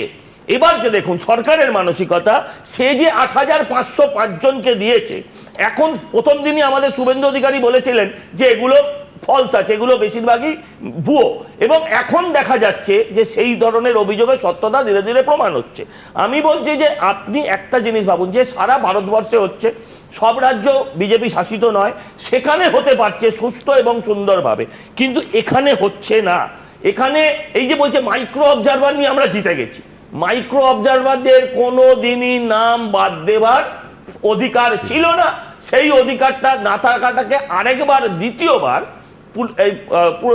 সুপ্রিম কোর্ট সেটা মানুষের সামনে এনে দিয়েছেন। আসলে বিষয়টা কি দেখুন, বিষয়টা হচ্ছে পুরো ব্যাপারটা প্লেইং টু দ্য গ্যালারি যদি কেউ করে থাকেন, তার নাম মমতা ব্যানার্জি। তিনি, আপনি প্রথম থেকে ভাবুন, প্রথম খেলাটা খেললেন যে আমার প্রাণ থাকতে এসআইআর হবে না, তারপর 3 দিনের মধ্যে প্রাণ নিয়ে এসআইআর এর ফর্ম টেরাপ করে দিয়ে ফেসবুকে ছবি দিয়ে দিলেন, তারপর উনি বললেন আমি লাস্টে সই করব, এরকম ভাবে একের পর এক তালবাহানা করতে করতে তখনও কোর্টে যাননি। কোর্টে গেলেন কখন? কোর্টে গেলেন একদম শেষ দিকে, যখন 90-85 কাজ হয়ে গিয়েছে, তখন কোর্টে গিয়ে নিজেই দাঁড়িয়ে পড়লেন। এই যে উনি চুরি করেছেন বলে যে মামলাটা হয়েছে, সেই চুরির মামলায় কিন্তু উনি অ্যাপিয়ার করছেন না, সেখানে আবার কোটি কোটি টাকার উকিল। এবারে এইটা কি হচ্ছে, প্রান্তিক মানুষকে উনি বোঝাতে চেষ্টা করছেন যে আমি তোমাদের জন্য করছি। এটাই আমি আগে বলছিলাম, যদি নির্বাচন কমিশন প্রথম থেকে এটা করতেন, আজকে কি বলা হচ্ছে, নির্বাচন commission is equal to BJP, আপনারা অনেকে বলছেন, এবার ওরাও এটা বলছে, এই জায়গাটা এস্টাবলিশ হতে পারতো না, এই জায়গাটা। এবার প্রশ্ন হচ্ছে যে কেন করলো না? এটা যদি বিশ্বনাথ দা হতেন, আমি শিওর, বিশ্বাস করুন, আমার এটা কোনো দ্বিধাদ্বন্দ্ব নেই, যদি মানে ইলেকশন কমিশনে উনি থাকতেন, এতদিন সব কটা ডিএম ভিএম সব জেলে থাকতো, বিএলও ডিএম এক সেলে বন্দি থাকতো। কারণ একটা অঙ্গরাজ্যে, এত বড় 140 কোটির দেশে, এসআইআর এর মতন এত বড় জায়গায় দাঁড়িয়ে যে আইনগুলো আছে, সেগুলো সব যদি সঙ্গে সঙ্গে এক্সিকিউট করা হতো, তাহলে এই রাজ্যে অনেক আগে রাষ্ট্রপতি শাসনের কথা ভাবা হতো। কিন্তু আমি বলছি, আমি কাজ করতে পারছি না, আমি তার জন্য ব্যবস্থা না নিলে লোকে তোমার থিওরিটাই বলে দেবে যে এটাও সাজানো চিত্রনাট্য, যে জ্ঞানেশ কুমারকে সহযোগিতা করছে না রাজ্য সরকার অ্যাকর্ডিং টু ইউ, কিন্তু তিনি কোনো ব্যবস্থা নিচ্ছেন না। ধরো যন্ত্রণা, তুমি চিত্রনাট্য বললে, সেই যন্ত্রণার প্রতিবাদ করতেই তো শ্রমিক ভট্টাচার্য বললেন যে জ্ঞানেশ কুমার দিল্লিতে বসে থাকতে হবে না, ওনাকে কলকাতা এবং জেলায় জেলায় ঘুরতে হবে। যদি যন্ত্রণাই না থাকতো তাহলে তো তোমরা ওই কথা বলতে না। আমরা রাজনৈতিক কর্মী, আমরা সমাজের বাস্তব চিত্রটা তুলে ধরছি, কিন্তু যাদের একদম ওই লক্ষণ রেখার মতন গন্ডি এঁকে দেওয়া আছে, তাদের গন্ডি পার হবার আগে তাদের 4 বার ভাবতে হয়। যারা আমরা রাজনীতি করি আমাদের ভাবতে হয় না। কিন্তু আমার হাতে আইন থাকলে আমি তা প্রয়োগ করব না। বলছি মানে 3টে দিক দেখনি, দিনের পর দিন যখন আপনারা দেখেছেন যে এসআইআর এ রাজ্য সরকার অসহযোগিতা করছে, একটা বৃহত্তম রাজনৈতিক দল হিসাবে আপনি কতটুকু পথে ছিলেন, কতটুকু প্রতিবাদ করেছেন, কতটুকু মিটিং করেছেন, কতটুকু মিছিল করেছেন, কতটুকু বন্ধ করেছেন? যখন আপনি দেখেছেন যে এক নাম ইউজ করে 50টা ফর্ম ফিল আপ করা হয়েছে, যখন আপন দেখেছেন যে জন্মের আগেই মানে জন্মের সার্টিফিকেট আপলোড করা হয়েছে, তা নিয়ে আপনি কয়টা মিটিং করেছেন, কয়টা জনসচেতনতা করেছেন, কয়টা মিছিল করেছেন? আপনি বিরোধী দলের ভূমিকা নিতে পারবেন না, তার দায়টা আপনাকে নিতে হবে না? এবং একই সাথে আপনাকে বলি, আজকে জ্ঞানেশ কুমারকে নিয়ে প্রশ্ন তুলছেন, একই তো সিবিআই ইডির প্রশ্নে প্রত্যেকটাতে আপনারা বারবার লক্ষ্য করা যাচ্ছে কেন্দ্রীয় এজেন্সিগুলো কেন কাজ করতে পারে না। এটা যেমন কনস্টিটিউশনাল বডি কাজ করতে পারছে না পশ্চিমবাংলায়, এসে গোপ্তাকে পড়ে যাচ্ছে, একই তো আপনার সিবিআই, ইডি, একই তো ভূমিকা। তাহলে কি এটা আমরা চিত্রনাট্য, কি বৃহত্তম চিত্রনাট্য ভাববো? শান্ত হয়ে বলুন। আমি আপনাকে বলছি চিত্রনাট্য না, যেভাবে আপনি আঙুল তুলছেন রাজনৈতিক দলগুলো সন্ধ্যেবেলা স্টুডিওতে এসে যায় স্নো পাউডার মেখে, সেরকম আপনাদের দিকেও সাধারণ মানুষ আঙুল তুলবে। যারা এত প্রতিবাদী চরিত্র তাদের কখনো কোনো মিছিলে দেখা যায়নি।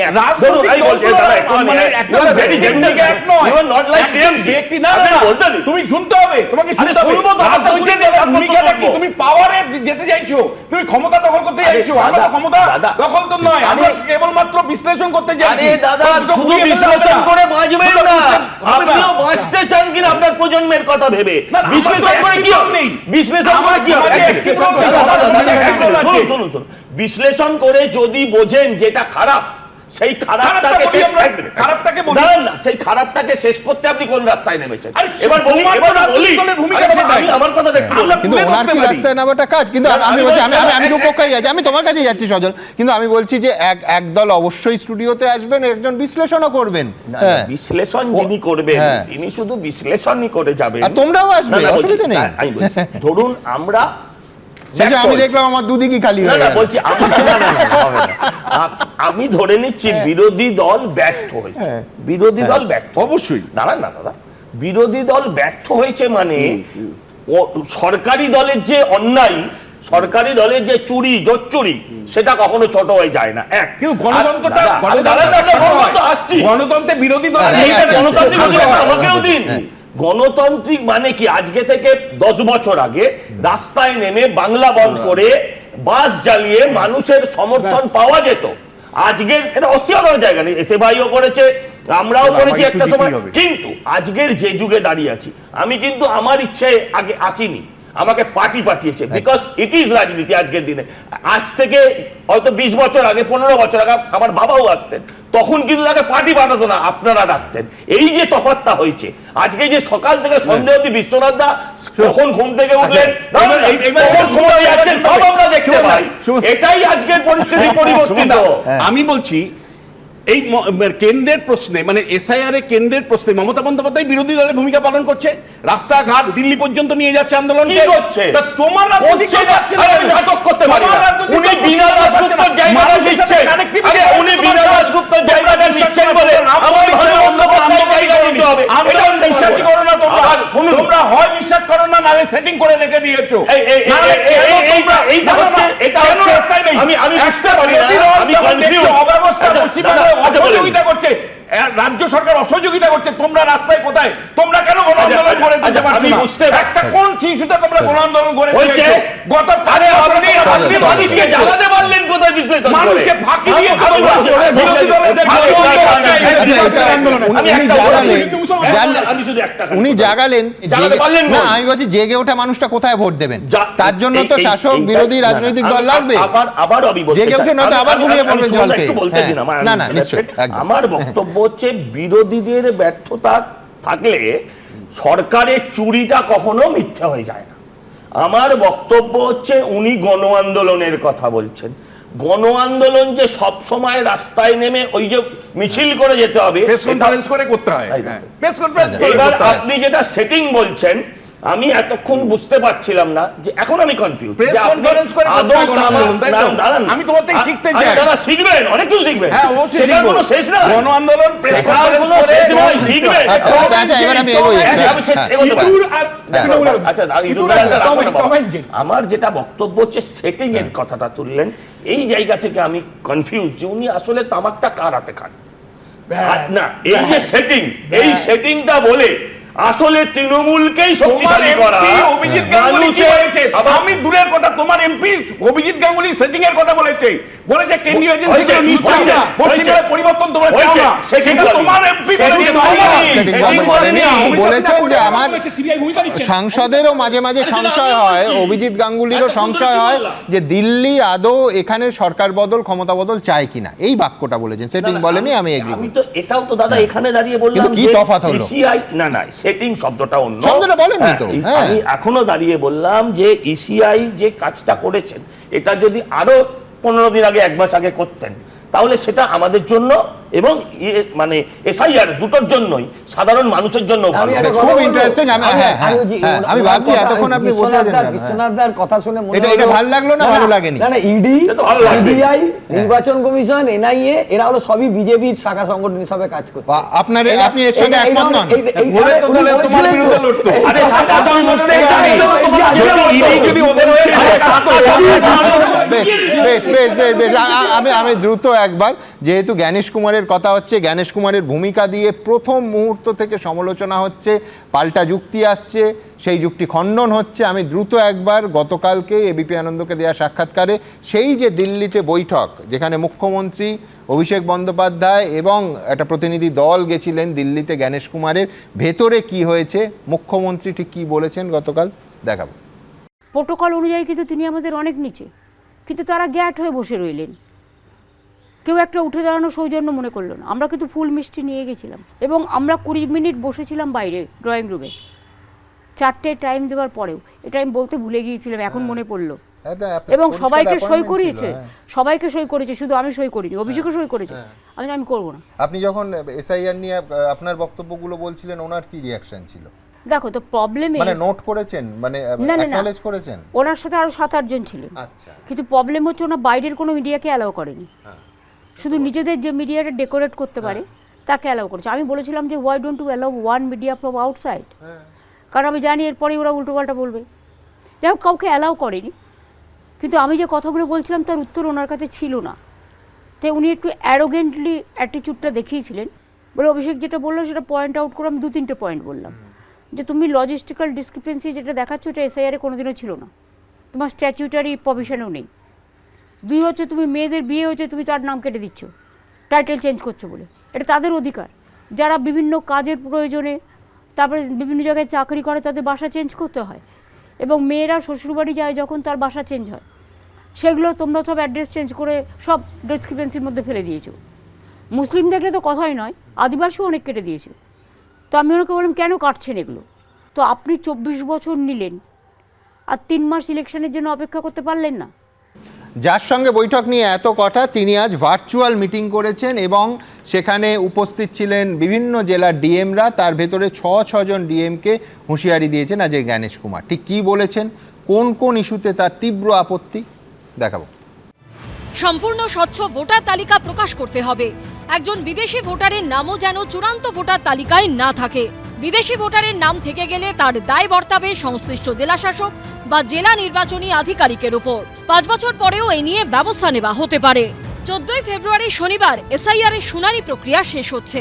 তার আগে শুক্রবার ভিডিও কনফারেন্সে সব জেলা নির্বাচনী আধিকারিক অর্থাৎ জেলা শাসকদের কড়া হুঁশিয়ারি দিলেন মুখ্য নির্বাচন কমিশনার জ্ঞানেশ কুমার। 28 ফেব্রুয়ারি চূড়ান্ত ভোটার তালিকা ঘোষণা করবে নির্বাচন কমিশন। তার আগে এদিন মুখ্য নির্বাচন কমিশনারের ভিডিও কনফারেন্সে রাজ্যের মুখ্য নির্বাচনী আধিকারিক সব রোল অবজারভার ছাড়াও উপস্থিত ছিলেন জেলা নির্বাচনী আধিকারিক অর্থাৎ জেলা শাসকরা। কমিশন সূত্রে খবর, সেখানে গাফিলতির অভিযোগ ওঠায় মুখ্য নির্বাচন কমিশনারের ক্ষোভের মুখে পড়েন কোচবিহার, জলপাইগুড়ি, মালদা, উত্তর 24 পরগনা, দক্ষিণ 24 পরগনা এবং পূর্ব মেদিনীপুরের জেলা নির্বাচন আধিকারিক। মুখ্যমন্ত্রী প্রশাসনিক বৈঠক করছেন ভিডিও ক্যামেরা নিয়ে, এবং সেখানে তো চমক ধমক দিতেন না, আইসিকে, ওসিকে, ডিএমকে, এসপিকে। এটা হচ্ছে এই চমক ধমকের রাজনীতি, সেটা শুধু মুখ্যমন্ত্রী প্রধানমন্ত্রী করবেন, কিন্তু নির্বাচন কমিশন আবার তার গুরু আছে, তার কাছে নিশ্চয়ই ধমক চমক খাচ্ছেন। ভাঙড়ে বিডিও অফিসে ডেকে নিয়ে গিয়ে কেন্দ্র সরকারি কর্মচারী অর্থাৎ মাইক্রো অবজারভারদের হুমকি দেবার অভিযোগ উঠেছে তৃণমূলের ব্লক সভাপতি শাহজাহান মোল্লার বিরুদ্ধে। রোল অবজারভারদের কাছে চিঠি দিয়ে সেই অভিযোগ জানান মাইক্রো অবজারভাররা।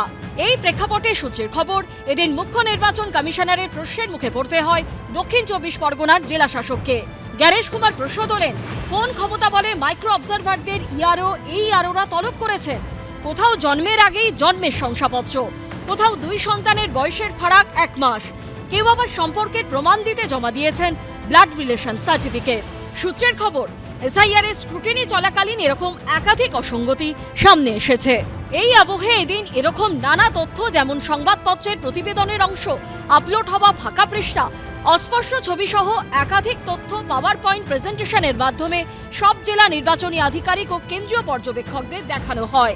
কমিশন সূত্রে খবর, মুখ্য নির্বাচন কমিশনার প্রশ্ন তোলেন, এগুলি কিভাবে আপলোড করা হলো, কে আপলোড করলো, ডিএমরা কেন সেগুলি যাচাই করলেন না, এখনো নথিপত্র আপলোড করা হচ্ছে কেন? সব জেলা নির্বাচনী আধিকারিককে মুখ্য নির্বাচন কমিশনার নির্দেশ দিয়েছেন 16 ফেব্রুয়ারি বিকেল 5টার মধ্যে সব জেলা নির্বাচনী আধিকারিককে আপলোড হওয়া নথি যাচাই করতে হবে। এটা বিষয়বস্তু হবে, এসআইআর নিয়ে।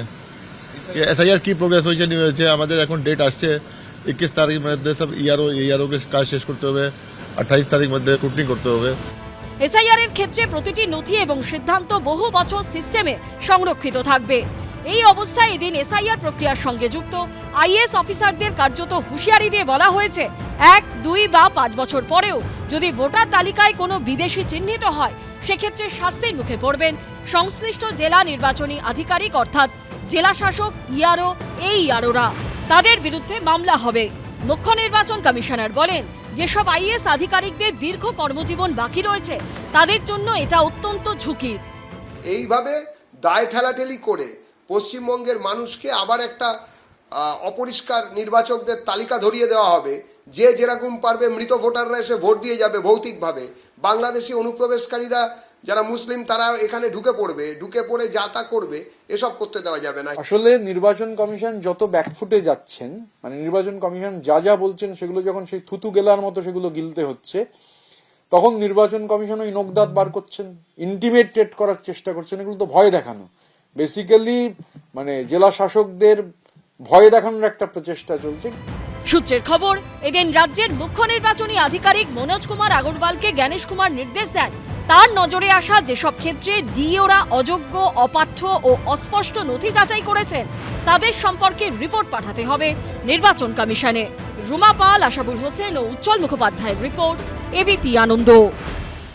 দেখুন, একদিকে সিইওর বিরুদ্ধে আদালত অবমাননার নোটিশ, আর ঠিক এইখানে আমি উল্টো দিক থেকে আপনাদের কাছে আসব যে নির্বাচন কমিশন রাজ্যের মুখ্য সচিবকে তলব করেছে। আবার অন্যদিকে সেদিনই মুখ্য সচিব আর অর্থ সচিবের বিরুদ্ধে ডিএ নিয়ে সুপ্রিম কোর্টের রায় এখনও কার্যকর না করার জন্য ওই আদালত অবমাননার নোটিশ সম্পূর্ণ ভিন্ন এই ইস্যুতে confederation of state government employees তারা নোটিশ পাঠালো। কৌস্তবের কাছে যাওয়ার আগে আমি দ্রুত আপনাদের একবার দেখাই, আবার বলছি, গতকাল এবিপি আনন্দকে দিয়ে একান্ত সাক্ষাৎকারে ডিএ নিয়ে রাজ্যের মুখ্যমন্ত্রী ঠিক কি বলেছেন আমার প্রশ্নের উত্তরে দেখুন। ডিএ কি করবেন সুপ্রিম কোর্টের? না, এটা আমাদের সুপ্রিম কোর্টের অনেকগুলো মানে রাস্তা খোলা আছে, সুতরাং ওটা ওরা ঠিক করবে। আমি এটা নিয়ে, ওরা যে কমিটিটা করেছে, আমাদের যে কমিটিটা আছে, দে উইল ডিসাইড। আমি এর মধ্যে ইন্টারফেয়ার করছি না। এটা আইনত যেটা সম্ভব হবে সেটা দেখে নেব। দেখুন, আদালত অবমাননার নোটিশ আজকে আবার বলছি confederation of state government employees তারা পাঠালো। তাহলে কি আইনি লড়াই আরও আরেকটা নতুন অধ্যায় শুরু হলো? মানে সব মিলিয়ে ডিএ বিষবাও জলে চলে গেল? কৌস্তব কি বলে? ডিএ সুমনদা দেবে না, পরিষ্কার কথা, পরিষ্কার অঙ্ক। সরকারি প্রধান যে তার কলিগদের বলে ঘেউ ঘেউ করবেন না, তার অ্যাটিটিউড বোঝা যায়। এই সরকারি কর্মচারীদের বলছি, এই পুলিশকে বলছি, আপনারা ব্যালট গিলে নিয়েছিলেন, এই পুলিশ লাথি মেরেছিল শিক্ষকদের, যাক বুঝুন, মহার্ঘ ভাতা দেওয়া যাবে না, দেবেন না, কিছুতেই দেবেন না। এটা তো দূরাত্মার ছলার অভাব হয় না। এসআইআর সংঘাত ভালো আলোচনা হচ্ছে কি, রাজ্য সরকার অসহযোগিতা করছে আর ইসিআই এর অপদার্থতা। ইসিআই তো পেপার ডাইগার, কাগুজে বাঘ। বিএলওদের কি অবস্থা হয়েছে, প্রতিদিন সন্ধ্যাবেলা একটা করে হোয়াটসঅ্যাপে একটা করে সার্কুলার আসে।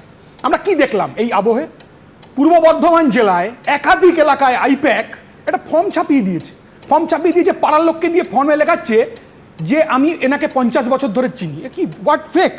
এছাড়া দেখুন 7 নম্বর ফর্ম কি সুন্দর, এই যে বললো না 50-50, যে আইনত তোমার অভিযোগ যদি সত্যি হয় সেই ফর্ম কিন্তু কোথাও জমা দিয়ে কেউ নাগরিকত্ব পেতে পারে, মানে আমি বলছি যে ভোটাধিকার পেতে পারে না। আমি বলছি তো পারে না তো, কিন্তু একটা উচ্চাটন তৈরি করে দাও।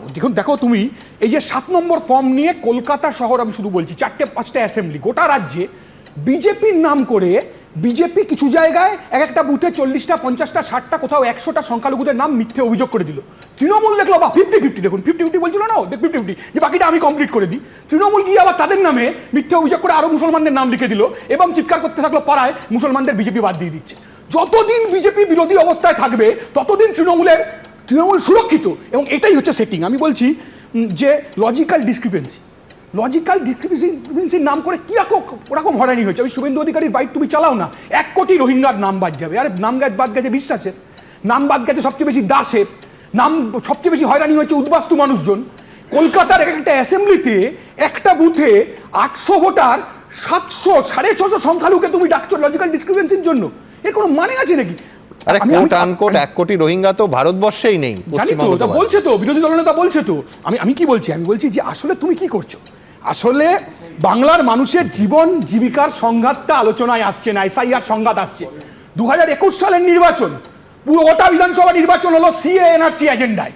আচ্ছা, স্কুল নেই, কলেজ নেই, শিক্ষক নেই, ছাত্র নেই, প্যারা টিচারদের মাত্র 1000 টাকা মাইনে বাড়লো, রাজ্যের মুখ্যমন্ত্রী আর এমএলএদের মাইনে বেড়ে যাচ্ছে 2 লাখ টাকার কাছাকাছি, সাধারণ মানুষের জীবন জীবিকা তা হচ্ছে সামনে আসছে না, কৃষক তার ফসলের দাম পাচ্ছে না।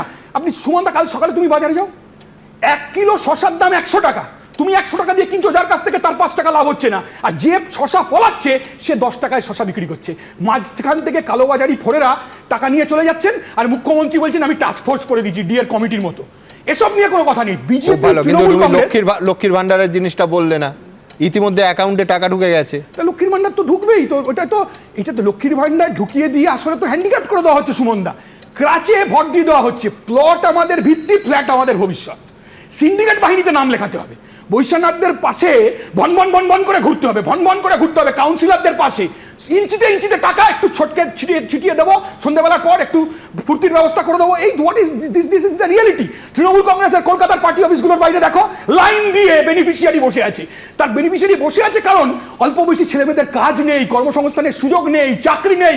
তৃণমূল নেতারা চায় তাদের দয়া দাক্ষিণ্যে, তাদের ছুড়ে দেওয়া দাক্ষিণ্যে বাংলার বেকার সমাজ হচ্ছে তাই নিয়ে থাকুক। আমি আরেকটা কথা বলবো খুব গুরুত্বপূর্ণ। এখানে বলো না যে 50-50 আলোচনা। এখানে বিশ্বনাথ দাকে বলে দেওয়া হলো যে আপনি এক পক্ষের হয়ে কথা বলছেন। আচ্ছা, 50-50 আলোচনা তো তৃণমূল কংগ্রেস আর বিজেপি মিলে করছে। আপনি বলুন 50-50 আলোচনা কি? আমার পাড়ায় একটা ছেলে আছে, খুব আনন্দে নাচছে। আমি জিজ্ঞেস করলাম ভাই কি না খুশি কেন তুমি? আমার পাড়ায় একটা ছেলে আছে পুচুদানা, তো আমাকে বলছে যে আমার বিয়ে 50% ঠিক। আমি মানে বলছে পাত্রীপক্ষ পাইনি, আমি পাত্র আমি রাজি আছি 50%। এখানে 50-50 অবস্থা দেখুন। সারদা আর নারদা 50-50, ব্যাপম আর এসএসসি 50-50, তেহেলকা আর নারদা 50-50, এসএসসি ব্যাপম 50-50, হাতরাস উন্নাও 50-50, কামদুনি অন্য ঘটনা দেশের ঘটনা 50-50। যা তৃণমূল কংগ্রেস করছে এখানে পশ্চিমবাংলায়, যা তৃণমূল কংগ্রেস করছে সব দিল্লি থেকে দলবদল দেখো 50-50। ওখানে অমিত শাহ করছে, এখানে অমিত শাহর প্রতিনিধি মুকুল রায় এসে করছিল। রোজ তুমি টিভি চ্যানেল, তোমার টিভি চ্যানেল চালাও, রোজই দেখছি কোথায় বিজেপি থেকে তৃণমূলে চলে যাচ্ছে, তৃণমূল থেকে বিজেপি চলে আসছে। আসলে এসআইআর সংঘাতে মানুষের যে সমস্যা, মানুষের যে রুটি রুজি জীবিকার সমস্যা, কৃষকের সমস্যা, ক্ষেত মজুরের সমস্যা, পরিযায়ীর সমস্যা, কাজের সমস্যা, এইগুলো সামনে আসছে না।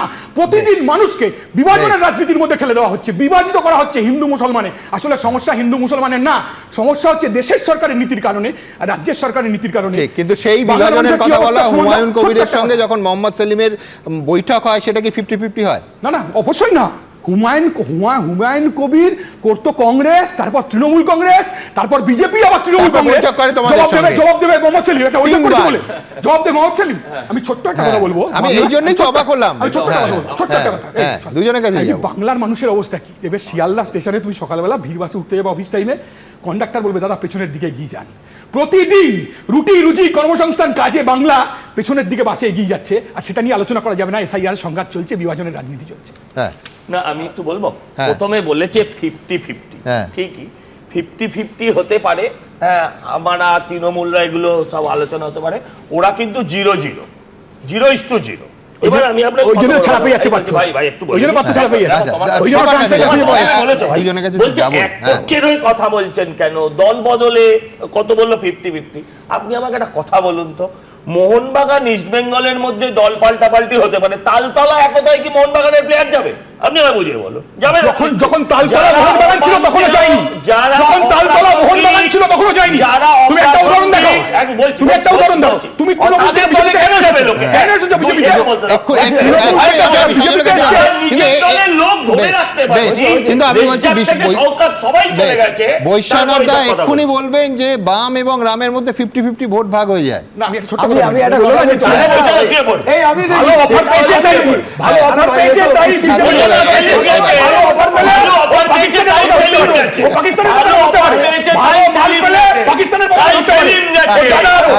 আমি তো একটা অফার করি। আমি একটা কথা বলছি, এটা প্রবলেমটা হলো, এটা হলো না কেস 2 হবে, কে 3 হবে, কে 4 হবে, তার লড়াই একটা আমরাই থাকবো। বিজেপি সৌজন্যে কার কেসে বিজেপি? আর একটা কথা বলছি, থ্যাংক ইউ বিজেপি, বলো এখনই থেকে বলো। এত বড় সর্বহারাদের পার্টি যে 5 তারা হোটেলে হুমায়ুন কবিরের সাথে মিটিং করে, এইটা হলো আচ্ছা হুমায়ুন কবির তোমার এমএলএ ছিল, তোমার নেতা ছিল, তোমার মন্ত্রী ছিল, এবার বিজেপি আছে না, হবে না, হবে না। তুমি বলো তো কথা বলতে কথা বলতে অসুবিধা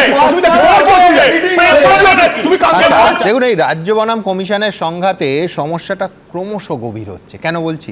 লক্ষ্য করবেন, সংঘাতের প্রত্যেকটা স্তরে ক্রমশ প্রতিটা ইস্যুতে জট পড়ছে, এমনকি সর্বোচ্চ আদালতের রায়ের পরেও সেই জট বিন্দুমাত্র খুলছে না।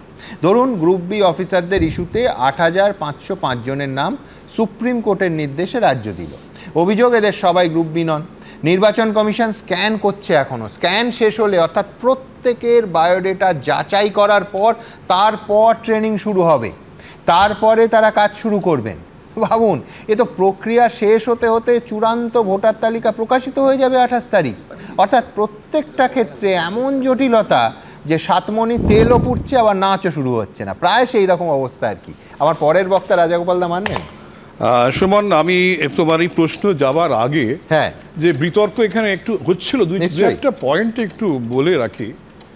যে নির্বাচন কমিশনার হিসেবে ভারতবর্ষে আমরা, তুমি অশোক সেনের নাম বললে, আমরা সবাই কিন্তু খেয়াল করি টিএন সেশনের কথা, সুকুমার সেনের কথা বললাম। হ্যাঁ, সুকুমার সেন তো আমরা না, আমি প্রথম, আমি তাকে অস্বীকার করছি না, তার দাপট আমরা জানি, কিন্তু যে দাপট টিএন সেশন দেখিয়েছিলেন, তাকে সে পোস্টে বসিয়েছিলেন, তখন প্রধানমন্ত্রী ছিলেন, আমার খেয়াল আছে 90 সালে চন্দ্রশেখর, ল মিনিস্টার ছিলেন সুব্রমণিয়াম স্বামী, একদম হ্যাঁ।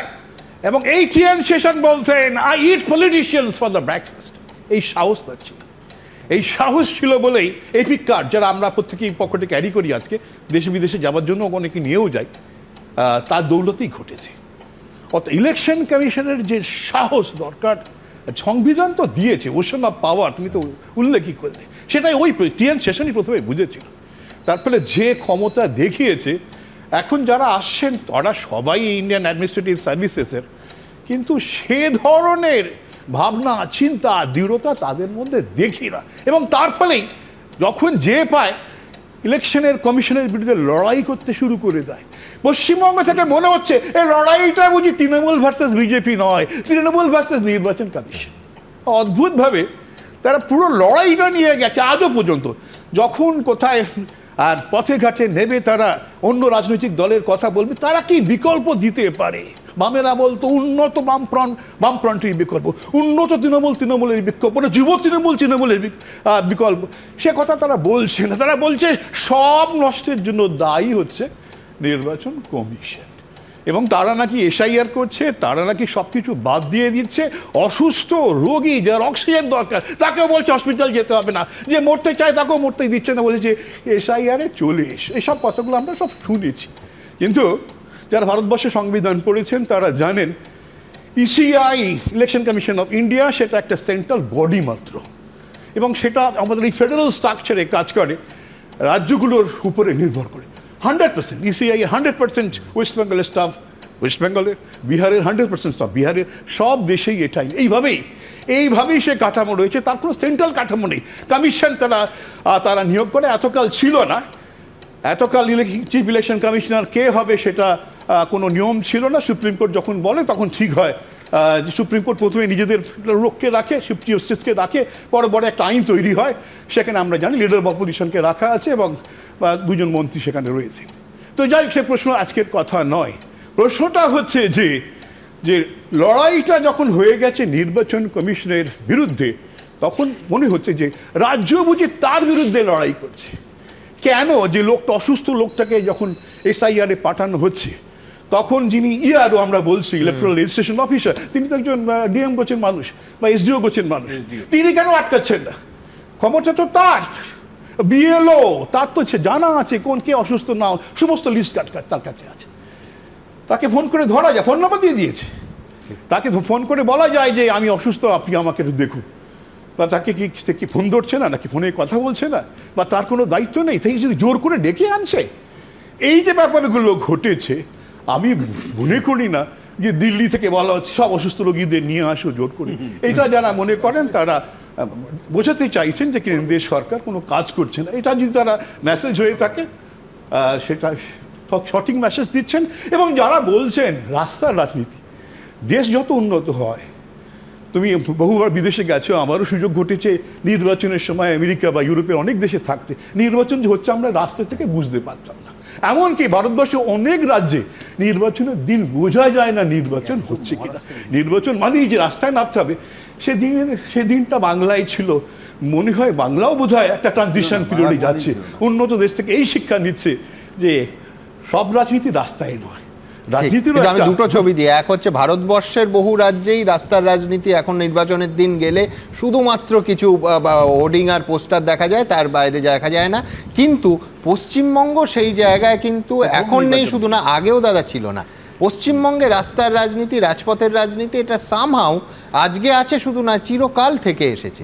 দেখুন, মানে আমরা মনে করি যে রাস্তায় না গেলে বুঝি সব কাজ হয়ে উঠবে না, কিন্তু রাস্তা ছাড়াও যে পথ আছে, সারা জগৎ যখন পাল্টাচ্ছে, একসময় বাংলা যে ভাবতো সারা পৃথিবী তাই ভাবতো, আজকে সারা পৃথিবী যখন অন্যভাবে ভাবছি, আমরা কেন সে পথে যাব না?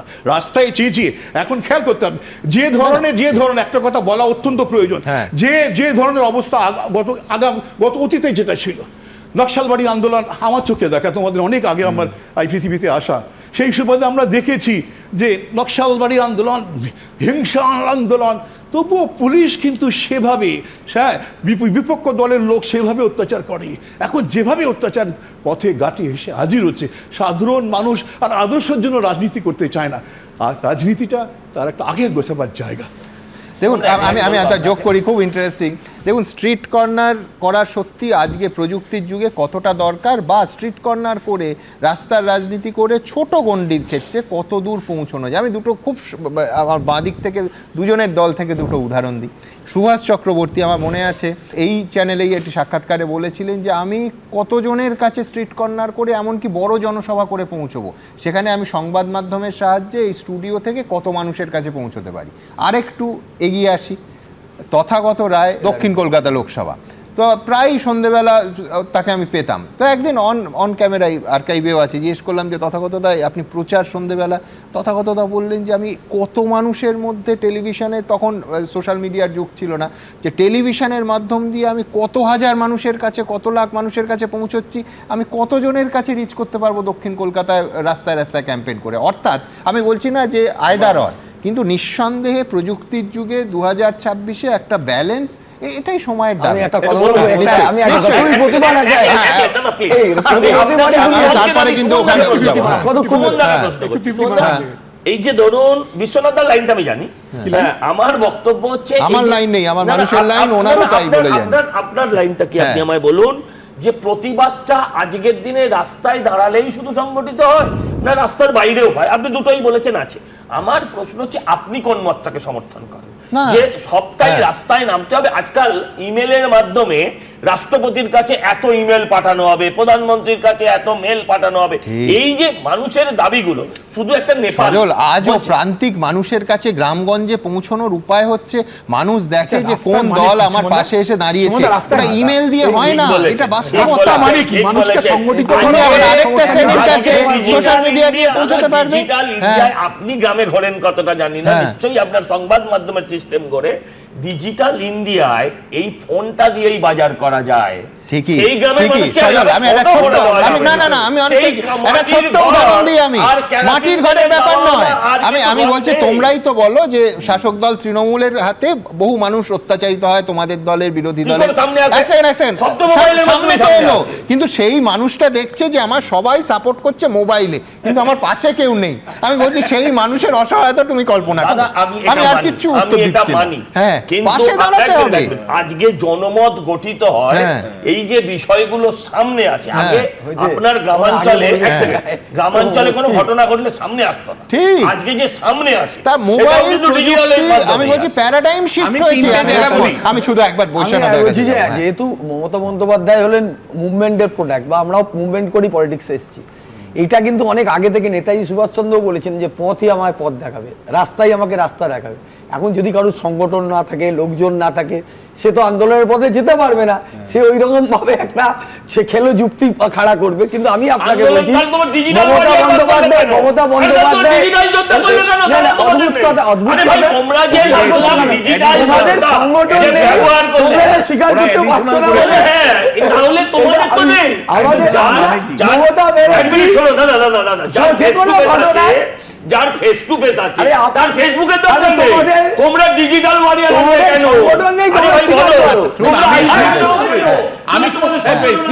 আমি ছোট্ট করে বলছি, আমার 3টে প্রতিবেশী দেশ, শ্রীলঙ্কার পরিবর্তন হলো গণ আন্দোলনের মধ্য দিয়ে, বাংলাদেশের পরিবর্তন হলো গণ আন্দোলনের মধ্যে দিয়ে, নেপালের পরিবর্তন হলো গণ আন্দোলনের মধ্যে দিয়ে, সংগঠিত হলো সোশ্যাল মিডিয়ায়, মানুষ পশ্চিমবাংলাতে মমতা বন্দ্যোপাধ্যায় একমাত্র 2টো জায়গায় পরাজিত হয়েছে এই 15 বছরে। একটা হলো কলকাতা মেডিকেল কলেজের ছাত্ররা হস্টেলের অব্যবস্থা এবং ভর্তি সংক্রান্ত সমস্যা দিনের পর দিন বলার পরেও যখন রাজি হচ্ছে না, তখন রাজ্য সরকারের বিরুদ্ধে ওরা একটা অনশন করেছিল, আন্দোলন। মমতা বন্দ্যোপাধ্যায় বাধ্য হয়েছিল নবান্ন থেকে নেমে ওদের সাথে কথা বলতে এবং সঙ্গে নিয়ে যেতে। ওই আন্দোলনটা ভুলিনি, ওটা সাকসেসফুল আন্দোলন। একটা দ্বিতীয় আন্দোলন আরজিকরের আন্দোলন শেষ পর্যন্ত মমতা বন্দ্যোপাধ্যায়ের মতন লোককে বাধ্য করেছিল আন্দোলনকারীরা ওই পুলিশ অফিসারকে সরানোর প্রশ্নে, অথবা মমতা বন্দ্যোপাধ্যায়কে ওয়েট করতে হয়েছিল যে মমতা বন্দ্যোপাধ্যায় কোনোদিন আবেদনপত্র নেয় না, সেই মমতা বন্দ্যোপাধ্যায় ওদেরকে গাড়ি পাঠিয়ে বলেছে আসো ভাই আসো। ফলে আমি দেখেছি আন্দোলন, মানে মানুষের আন্দোলনের শক্তি সেই সময় দেখেছি। অন্তত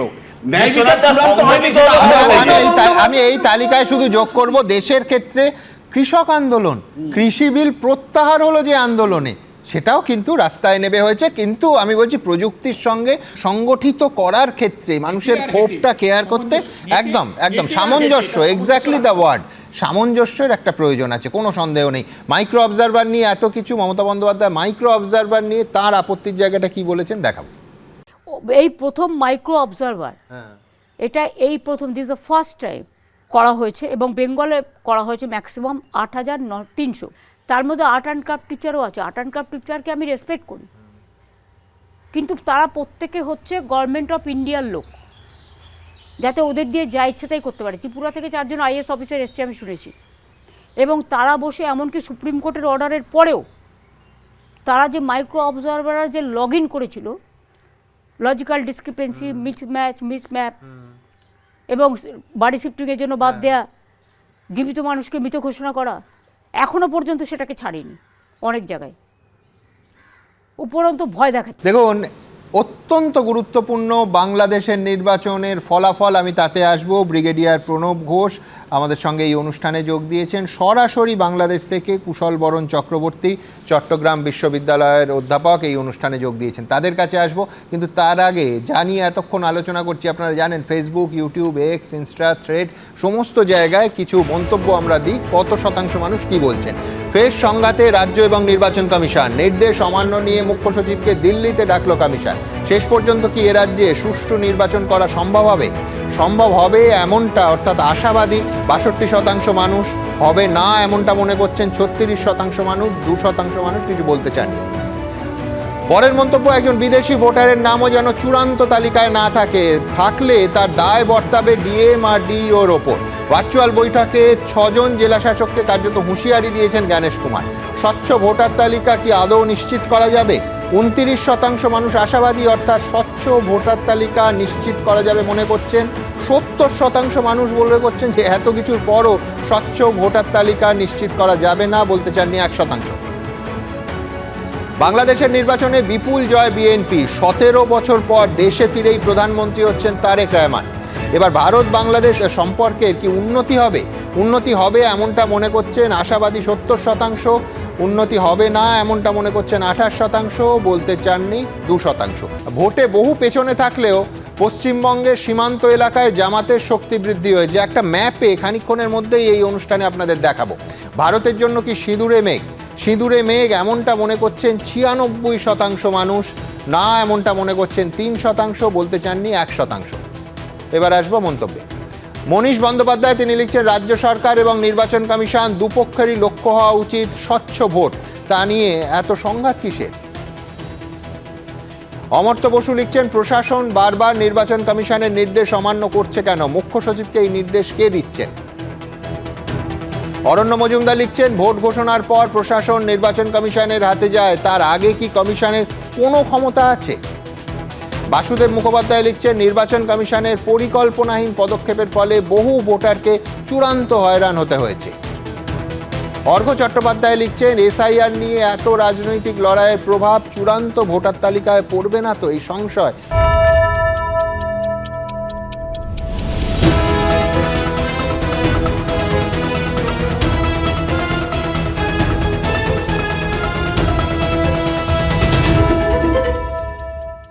এবিপি আনন্দ, এগিয়ে থাকে, এগিয়ে রাখে।